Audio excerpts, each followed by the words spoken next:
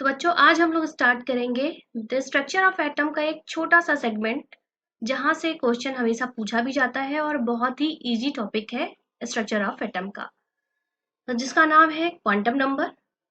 Quantum number से direct question पूछा जाता है और बहुत इजी होता है सॉल्व करना। तो इस 10 मिनट की स्लाइड में आपको क्वांटम नंबर निकालना अच्छे से आ जाएगा। तो सबसे पहले हम बात कर लें कि क्वांटम नंबर हम कब यूज करते हैं और होते किसके लिए हैं।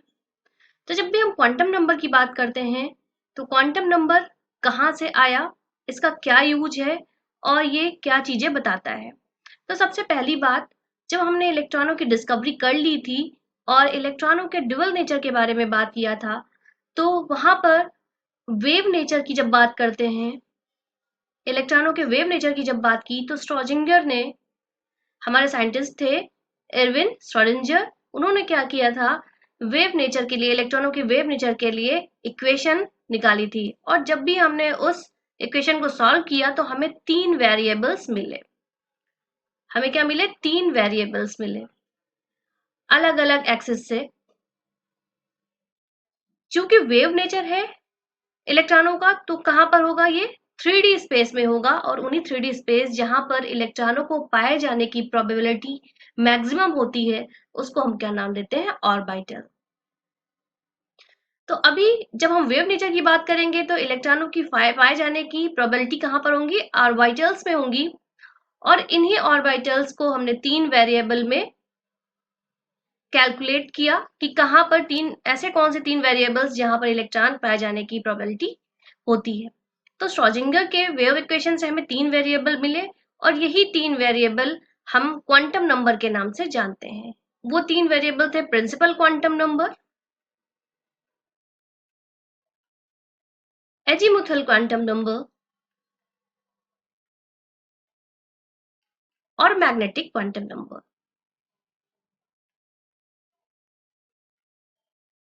तो इन शॉर्ट आपको ये पता चला कि ये 3 क्वांटम नंबर आए कहां से हैं। ये 3 क्वांटम नंबर 3 वेरिएबल हैं जो श्रोडिंगर की वेव इक्वेशन से कैलकुलेट किए गए हैं। एज अ रिजल्ट ये 3 वेरिएबल्स आपको मिले हैं। तो अब बात करें हम क्वांटम नंबर की। The set of 4 numbers which gives a complete information about the electron in an atom, that its energy, क्या बताता है? एनर्जी के बारे में, its shape, orientation and also its spin। 4 quantum number हमें पढ़ने इस तरह से। पहला है principal quantum number, azimuthal quantum number, magnetic quantum number और स्पिन क्वांटम नंबर। जिनमें से ये 3 जो मैंने बताए स्टार्टिंग के, वो कहां से आए हैं? As a result of Schrodinger wave equation. तो चलिए स्टार्ट कर देते हैं। पहला, प्रिंसिपल क्वांटम नंबर, जिसको हम किससे डिनोट करते हैं? स्मॉल एन से। It was proposed by Bohr and denoted by small n. क्या बताता है ये? It determines the average distance between electrons and nucleus, means it denoted the size of atom. एक बहुत सी सिंपल लाइन लिखी है, बहुत ही सिंपल सी लाइन लिखी है। क्या मतलब है? हमारा प्रिंसिपल क्वांटम नंबर क्या बताता है? हमारा ये हो गया न्यूक्लियस, ये हो गई हमारी सेल्स। तो कह रहा है कि प्रिंसिपल क्वांटम नंबर न्यूक्लियस से इलेक्ट्रॉनों की दूरी को बताता है, distance between electron and nucleus.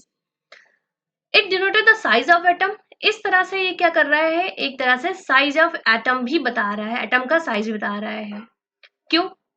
हम कहते हैं कि n इज इक्वल्स टू 1। इसका सीधा सा मतलब होता है कि n इज इक्वल टू 1 का मतलब यहाँ पर एक शेल प्रेजेंट है। न्यूक्लियस में कितनी सेल है? एक सेल प्रेजेंट है। तो ये न्यूक्लियस इतना बड़ा सा। अगर हमने कहा कि n की वैल्यू 2, तो अब आपको पता चला कि इलेक्ट्रॉन कहाँ है? हमारी सेकेंड सेल में है। अब ये साइज क्या हो गया? ये बढ़ गया। तो इस तरह से इनडायरेक्टली n क्या बता रहा है? Size of atom. आगे और बात करेंगे।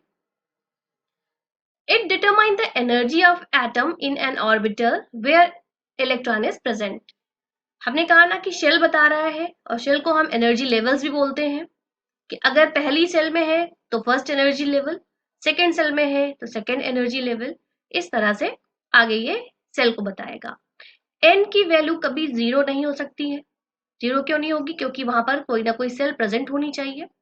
कोई भी इंटीजर वैल्यू हो सकती है 1 से लेके इन्फिनाइट तक, कुछ भी इंटीजर वैल्यू हो सकती है। The value of energy increase with the increase value of n. जैसे जैसे एन की वैल्यू बढ़ेगी हमारे एनर्जी का लेवल भी वैसे वैसे बढ़ेगा। जैसे हमने अभी अभी बात की न्यूक्लियस की, ये हमारा न्यूक्लियस, ये हमारी सेल्स। इसके पहले भी आप सेल्स को पढ़ चुके हो, के एल एम एन। तो फ्रॉम द न्यूक्लियस, न्यूक्लियस से हम इसको कैलकुलेट करेंगे। इसको हम n इज इक्वल्स टू 1 बोलेंगे, इसको 2, 3 एंड 4। तो इस तरह आप बोल सकते हैं कि जो हमारा शेल के नंबर बता रहा है वो प्रिंसिपल क्वांटम नंबर बताएगा। अगर हम बोले कि n इज इक्वल्स टू 3, तो ये किस शेल की बात कर रहा है? ये m की बात कर रहा है, जिन्हें आप पहले भी पढ़ चुके हैं।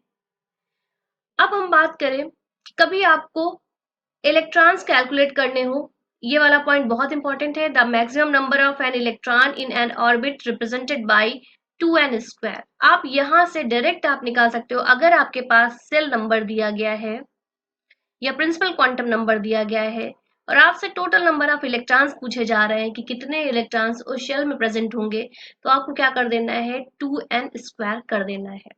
मान लीजिए आपके पास n इज इक्वल्स टू 3 दिया गया है और आपसे पूछा जा रहा है टोटल नंबर ऑफ इलेक्ट्रॉन्स, तो क्या कर देंगे आप? 2 इंटू 3 का स्क्वायर, कितना हो जाएगा? 18। 18 इलेक्ट्रॉन प्रेजेंट होंगे n इज इक्वल्स टू 3 में।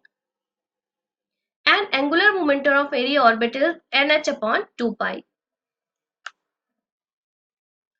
n के बाद हम बात करें एजीमुथल क्वांटम नंबर की, तो क्या बताता है? जिस तरह से principal quantum number size of atom बताता है, उसी तरह से azimuthal quantum number shape of orbital बताता है कि किस शेप का ऑर्बिटल वहां पर प्रेजेंट है।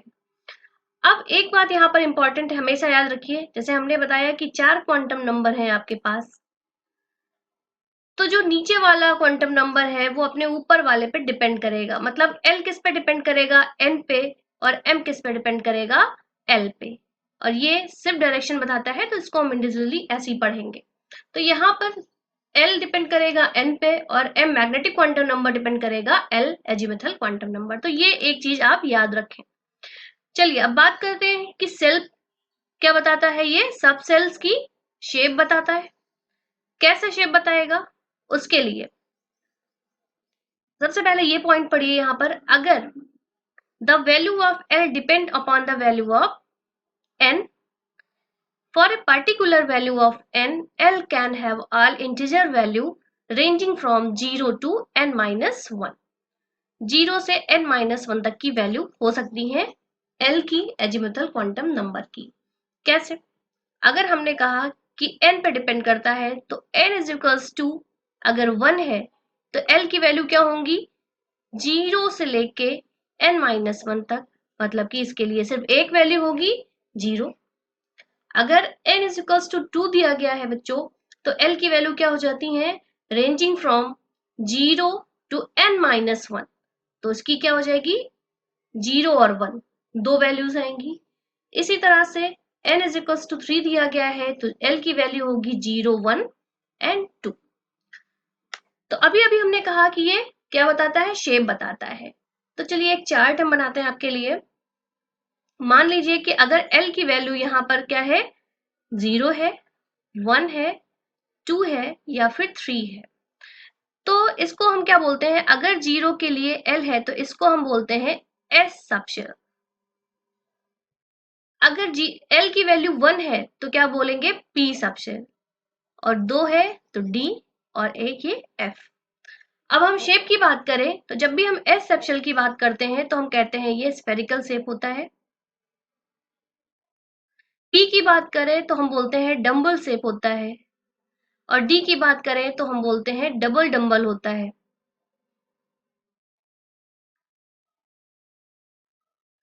और F का एक कॉम्प्लेक्स स्ट्रक्चर होता है। तो आपने देखा कि जब भी हम बात करेंगे L इज इक्वल्स टू 0 की, तो हम बात कर रहे होंगे एस सब शेल की, जिसका शेप होता है, जिसके ऑर्बिटल सब शेल का शेप होगा कैसा, सर्कुलर या स्फेरिकल। पी की बात करेंगे तो डम्बल, डी की बात करेंगे तो डबल डम्बल शेप होगा, और एफ की बात करेंगे तो कॉम्प्लेक्स शेप होगा। तो इस तरह से आपको शेप का नॉलेज होगा कि किस तरह के शेप में हमारा इलेक्ट्रॉन प्रेजेंट है। आगे हम बात करें कि SPDF ये इंक्रीजिंग ऑर्डर ऑफ एनर्जी लिखा है।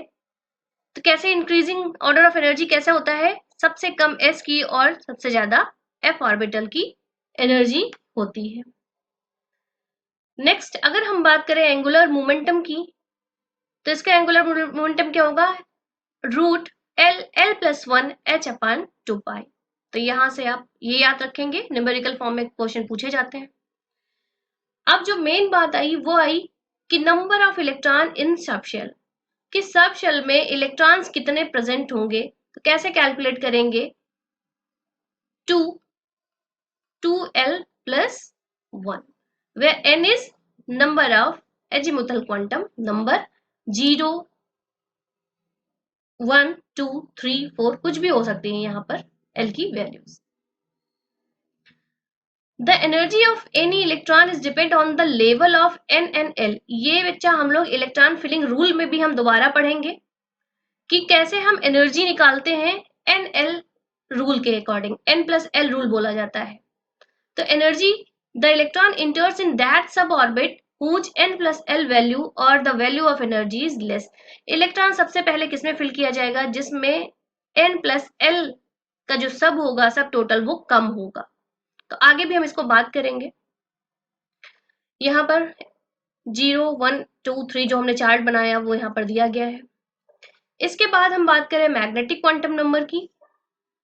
तो बच्चों आपने देखा कि मैग्नेटिक क्वांटम नंबर किस पे डिपेंड करेगा, पहले भी हमने बताया कि नीचे वाले अपने ऊपर वाले पर डिपेंड करते हैं। तो एजीमुथल क्वांटम नंबर या एंगुलर क्वांटम नंबर पर डिपेंड करेगा। It gives the number of permitted orientation of sub shell. ये क्या बताता है, एग्जैक्ट ओरिएंटेशन देता है सब शेल का कि कहाँ हमारा ऑर्बिटल होगा, कितने ऑर्बिटल होंगे और उनमें इलेक्ट्रॉन कितने हो सकते हैं। The value of m varies to -l to +l। यहाँ पर देखिए -l से +l की कोई भी बीच हो सकती है वैल्यू थ्रू जीरो को लेते हुए। हम एग्जाम्पल से पढ़ते हैं, क्योंकि l पे डिपेंड है तो मान लीजिए l इज इक्वल्स टू 2, तो m की वैल्यू क्या होंगी, -l से लेके 0 तक पहले जाएंगे, फिर +l तक जाएंगे। तो टोटल वैल्यू कितनी हो गई,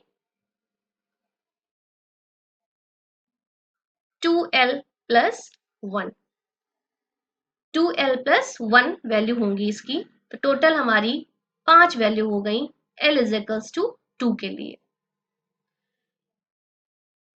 for a given value of n the total value कितनी, n²। हम इसको क्या कर सकते हैं, कैलकुलेट ना करना हो, अगर हमारे पास n दिया हो, l नहीं बच्चा, डायरेक्ट n दिया हो और हमें ऑर्बिटल्स पूछ रहा हो, तो क्या करेंगे, हम n² कर देते हैं। और इसी तरह अगर हमारे पास l दिया हो और टोटल नंबर ऑफ ऑर्बिटल्स पूछ रहा हो या वैल्यू ऑफ m पूछ रहा हो, तो 2l+1 कर देते हैं। जैसे हमारे पास l इज इक्वल्स टू 3 दिया गया है, तो बच्चा आपको यहाँ पर याद ये रखना है कि l दिया गया है या n दिया गया है। अगर l दिया गया है और m की वैल्यू या ऑर्बिटल से पूछ रहा है तो क्या करेंगे, 2l+1 करेंगे और टोटल कैलकुलेट कर लेंगे, कितनी हो जाएंगी, -3 -2 -1 0 +1 +2 और +3। ये सारी वैल्यूज हो जाएंगी l इज इक्वल्स टू 3 के लिए। तो कितनी हो गई आपकी, 10 वैल्यूज हो गई, सॉरी 7 वैल्यूज होंगी। तो इस तरह से m की वैल्यू आप कैलकुलेट कर सकते हैं। आगे तो नेक्स्ट बच्चा spin quantum number. Magnetic quantum number के बाद spin quantum number. Spin quantum number क्या बताती है, इलेक्ट्रॉनों का मोशन बताती है कि इलेक्ट्रॉन अगर ऑर्बिटल में है तो वो या तो क्लॉकवाइज रोटेट करेगा, घूमता रहेगा, या फिर एंटी क्लॉकवाइज रिवॉल्व करेगा।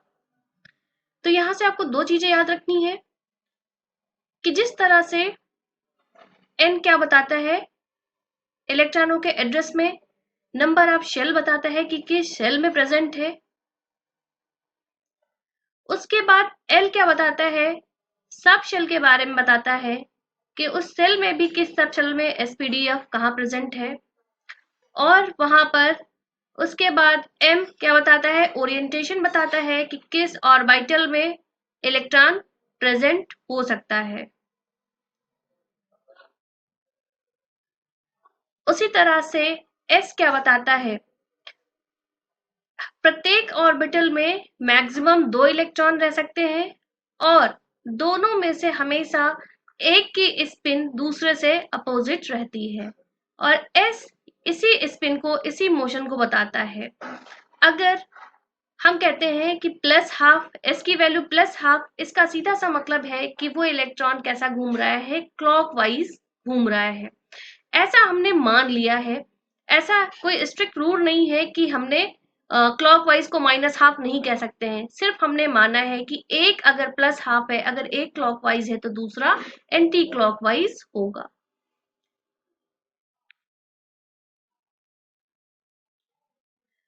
और हमेशा एक ऑर्बिटल में मैक्सिमम नंबर ऑफ इलेक्ट्रॉन कितने हो सकते हैं, 2 हो सकते हैं। दोनों में से अगर एक क्लॉकवाइज घूम रहा है तो दूसरा इलेक्ट्रॉन हमेशा एंटी क्लॉकवाइज घूमता है। यहाँ से स्पिन एंगुलर मोमेंटम पर अगर क्वेश्चन आ जाता है बच्चों, तो हम क्या करेंगे, सिंपल सा formula, root S S plus 1 H upon 2 pi. तो यहाँ से हम इसको कैलकुलेट कर लेंगे। तो अब हमने चारों क्वांटम नंबर पढ़े, इनको हम और भी इजी करके देखने की कोशिश करते हैं। सबसे पहला बच्चा आपको एन, मैंने बोला एन क्या होता है, प्रिंसिपल क्वांटम नंबर होता है। प्रिंसिपल क्वांटम नंबर आप एक तरह से समझ सकते हैं कि सबसे बड़ी यूनिट हमें पता चल गई। मान लीजिए प्रिंसिपल क्वांटम नंबर हमारा 2 दिया गया है, तो एल क्या होगा, एल कोई भी वैल्यू हो सकती है 0 से लेकर n-1 तक की। तो 2 के लिए क्या हो जाएगा, 2 के लिए हो जाएगी 0 और n-1 जब करेंगे तो क्या आ जाएगा 1। तो ये हो गई एल की वैल्यू। अब हम ऑर्बिटल एम की वैल्यू फाइंड करेंगे। तो यहाँ पर देखिए एम की वैल्यू किन पे डिपेंड करती है, एल पे डिपेंड करती है। तो यहाँ पर एल की 2 वैल्यूज हैं, तो दोनों के लिए अलग अलग ऑर्बिटल्स निकालोगे। एल इज इक्वल्स टू 0 के लिए हमेशा एल इज इक्वल्स टू कितना होता है, 0 होता है। और 1 के लिए क्या हो जाएंगी, माइनस एल से लेकर 0 और प्लस एल तक की वैल्यूज हो जाएंगी। मतलब कि -1, 0 और +1। इस तरह से टोटल कितनी वैल्यूज आ गई एम की, 3 ये और 1 ये, 4। अब एस की बात करें तो इसके लिए भी प्लस हाफ माइनस हाफ, और इनके लिए भी, इन ऑर्बिटल्स के लिए भी माइनस हाफ प्लस हाफ की वैल्यूज आ जाएंगी हर एक इलेक्ट्रॉनों के लिए। तो जो क्वेश्चन पूछा जाता है, अगर हम वहां पर फोकस करें तो 2 तरह से क्वेश्चन, या तो एन की वैल्यू आपको दी होगी और ऑर्बिटल पूछा होगा। तो जब भी बच्चा ऑर्बिटल की बात करे तो सीधा सा मतलब है हमसे मैग्नेटिक क्वांटम नंबर की वैल्यू पूछी जा रही है। अगर इलेक्ट्रॉन पूछे तब भी आपको ऑर्बिटल्स के बारे में पता करना रहेगा। क्यों, क्योंकि इलेक्ट्रॉन कहाँ पाए जाते हैं, इन्हीं ऑर्बिटल्स में पाए जाते हैं। और कितने, एक ऑर्बिटल्स में मैक्सिमम 2 इलेक्ट्रॉन पाए जा सकते हैं। तो अगर आपको ऑर्बिटल पता चल गए तो इलेक्ट्रॉन ऑटोमेटिकली पता चल जाएंगे। तो जब भी हमसे इलेक्ट्रॉन या ऑर्बिटल पूछे जाए तो सीधा सा मतलब है कि हमें सबसे पहले मैग्नेटिक क्वांटम नंबर फाइंड करना होगा। तो 2 तरह से ट्रिक्स के अगर जरिए देखें, या शॉर्ट कह लीजिए कि आप 1 स्टेप में निकालना चाहें, तो 2 जगह ध्यान देना है, या तो आपको n की वैल्यू दी होगी या फिर l की वैल्यू दी रही होगी। अगर आपको n की वैल्यू पता है, अगर आपको n की वैल्यू दी गई है, मान लीजिए 3 दी गई है, और आपसे ऑर्बिटल या m पूछा जा रहा है, तो क्या करेंगे, आप n² कर देंगे। और इलेक्ट्रॉनों के लिए क्या करेंगे, 2n² हो जाएगा, क्योंकि दोगुने हो जाएंगे इलेक्ट्रॉन जितने ही ऑर्बिटल होंगे। लेकिन अगर आपको l की वैल्यू 3 दी गई है तो आप m कैसे निकालेंगे, 2l+1 करके निकालेंगे, और इलेक्ट्रॉन इसी के दोगुने हो जाएंगे, 2l+1। तो ये चीज आप याद रखें कि आपको क्या गिवन है और क्या पूछा जा रहा है। अगर स्पिन की बात करें तो एक क्वेश्चन आता है स्पिन का, अगर हमें टोटल नंबर ऑफ इलेक्ट्रॉन पता चल जाए तो उनमें से आधे इलेक्ट्रॉनों की स्पिन कैसी होगी, क्लॉकवाइज होगी, और आधे इलेक्ट्रॉनों की स्पिन एंटी क्लॉकवाइज होगी। चलिए कुछ क्वेश्चन देखते हैं। क्वेश्चन दिया गया है बच्चा, when n is equals to 3 the number of possible orbitals are। तो अब यहाँ पर आपको वही चीजें देखनी है कि क्या दिया गया और क्या पूछा जा रहा है। आपको n is equals to 3 मतलब आपको प्रिंसिपल क्वांटम नंबर बताया जा रहा है कि n is equals to 3, और क्या पूछा जा रहा है, ऑर्बिटल्स। तो क्या पूछा जा रहा है बच्चों, आपसे पूछा जा रहा है मैग्नेटिक क्वांटम नंबर की वैल्यू।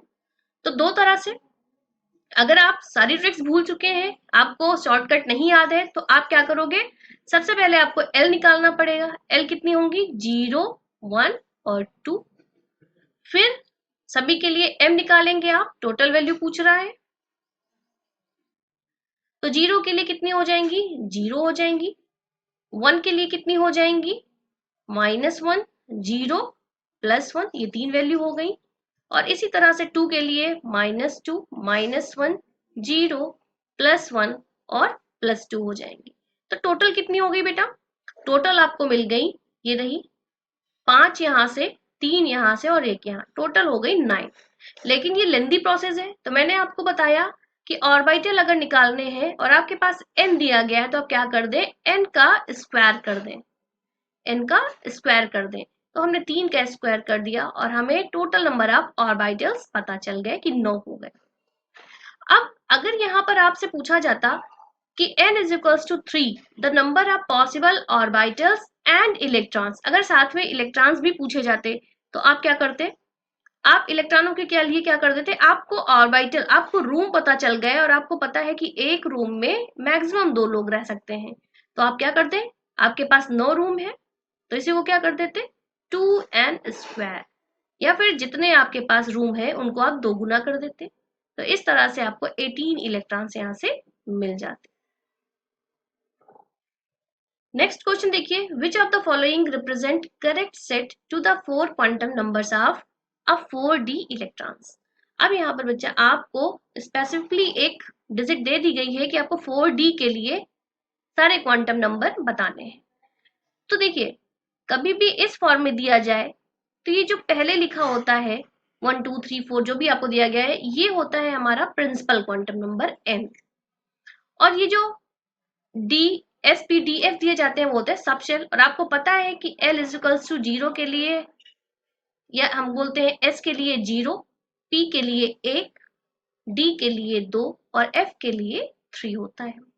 तो हमें पता चल गया कि यहाँ से n कितना हो गया, n इज इक्वल्स टू 4 जो कि क्वेश्चन में गिवन है, और l भी हमारे क्वेश्चन में गिवन है, जो कि d दिया गया है, तो l क्या हो जाएगा, 2 हो जाएगा। अब क्या रह गया, अब m बताना है और s बताना है, तो m क्या हो सकता है, -2 से 0 और +2 तक की कोई भी वैल्यू हो सकती है, और इसी तरह s सभी के लिए +½ और -½ कोई भी वैल्यू हो सकती है। तो चलिए यहाँ पर देख लेते हैं। पहले ऑप्शन में देखिए, n दिया गया है 4, l दिया गया है 3, तो l क्या 3 हो सकता है बच्चों, बिल्कुल गलत हो गया, क्योंकि d दिया गया है आपको और d के लिए l इज इक्वल्स टू 2 होता है। दूसरा, यहाँ पर 2 दिया गया है, +1 m की वैल्यू दी गई है, बिल्कुल सही, +1 हो सकती है, लेकिन 0 s की वैल्यू 0 नहीं हो सकती है। थर्ड देखिए, n की वैल्यू 4, l की वैल्यू 3, -2 और प्लस की वैल्यू s की वैल्यू +½ तो यहाँ पर देखिए फिर से 3 दिया गया है जो कि गलत हो जाएगा।